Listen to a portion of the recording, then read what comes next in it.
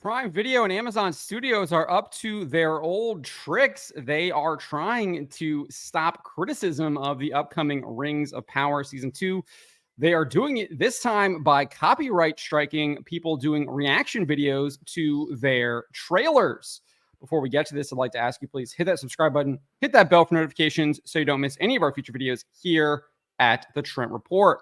Wrote this up over at thatparkplace.com.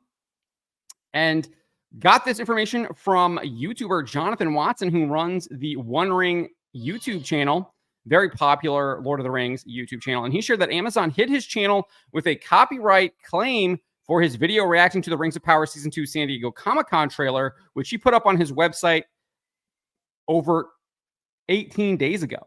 And then for clarity, though, I was part of this live reaction as part of the One Rings video. So I do appear in that trailer, share my thoughts on the Rings of Power Season 2 San Diego Comic-Con trailer. Just want to put that out there. But Watson wrote this on X. He says, got to start cracking down on those videos you don't like. Huh, Amazon? This is 18 days after it was published. You can see here he got a message from YouTube that says, copyrighted content has been detected in your video. Live Rings of Power trailer review. Amazon's trashing Tolkien's story even more. The visibility of your video is not impacted, but you can no longer monetize it. The copyright owner is now either monetizing it or receiving analytics about it. This is not a copyright strike and does not affect your channel. So obviously the video is still there, but they are trying to prevent Jonathan Watson and others from receiving any revenue from their original commentary on the trailer. And it's not Jonathan Watson reporting this. Gary Beekler of Nerdrotics also reported this too. He posted this last night, yesterday evening, 5:44 p.m. Eastern time, saying Amazon Prime Video has started falsely copyright claiming transformative trailer reactions. How very Warner Brothers of you. This is something they didn't do last time around with Rings of Power, the Rings of Power. However, they did engage in some censorious activity last time around. Amazon Studios boss Jennifer Salke admitted this back in 2022 that she and Amazon were censoring reviews for the show that they did not like. Speaking to The Hollywood Reporter, Salke addressed negative reviews of the first season. She says, we all saw it coming. There were no surprises. Having insight into our global audience, we also have insight into the darker sides of how people can manipulate reviews and have other points of view that we wouldn't support. So clearly, they were indeed trying to prevent people from giving negative reviews on this show and other points of view that Amazon would not support. Basically saying that you cannot leave bad reviews on our show. And then Variety also reported that around the same time that Salke was giving her comments to The Hollywood Reporter, Amazon had actually rolled out a, quote, new 72-hour delay for all user reviews posted to Prime Video.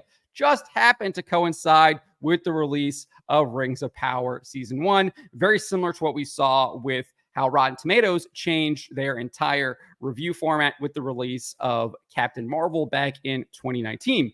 Variety's Adam B. Very and Jennifer Moss explained how this new delay works, saying each critique is then evaluated to determine whether it's genuine or a forgery created by a bot, troll, or other breed of digital goblin. So basically, again, we don't like the review, so we are going to censor it, not post it.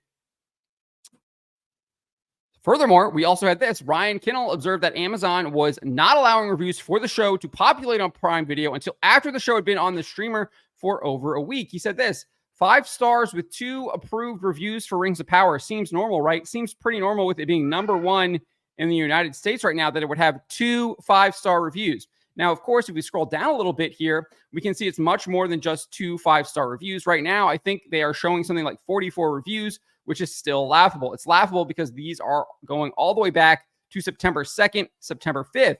There are thousands and thousands and thousands of reviews out there for this thing, but they are so carefully controlling and manipulating this to try and manage the backlash, to try and do the damage control. It's so effing disingenuous, he asserted. So obviously showing how they were manipulating the reviews that one could even see on their Prime Video service. We also had YouTuber Disparu highlighting how they were deleting negative comments on various trailers and promotional videos for the show. He specifically pointed to one video titled "The Earth Needs More Elf Fans," and he noted that at one point in time, it had 60,969 views. with 606 comments. However, when the video had 309,290 views, it only had 287 comments. So where did those other comments go? And this is what he said. If you just do the ratio of views to views and comments to comments, you would have expected 2,567 comments, not 287, which means that if you assume the same comment velocity over time, they've deleted 89% of all comments that anyone made.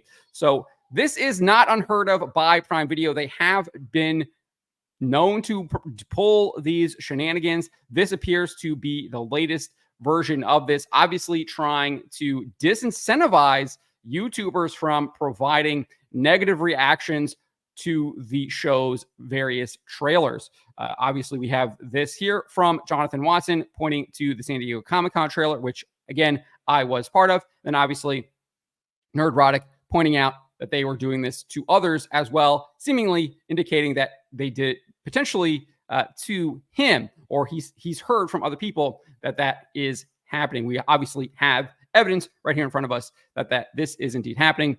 Unfortunately, I don't think this is going to work the way that Prime Video thinks it's going to. We know their previous tactics did not work. A report from The Hollywood Reporter found that 63% of people who started the show did not complete it here in the United States. Very, very bad numbers on that. Only 37% completion rate for the show. Once someone actually watched it and finished it, 63% did not, because they found the show either boring, didn't like it, or some other reason. They clearly stopped watching the show. And I think we're going to see the same thing happening here. I think we're not going to even see the huge numbers that we saw previously. It just does not seem that people are interested in what Prime Video, Amazon Studios have to do with their destruction of J.R.R. Tolkien and his Second Age. But let me know what you guys make of this. Let me know in the comments below. Remember to always be charitable, especially to each other, but to always speak the truth.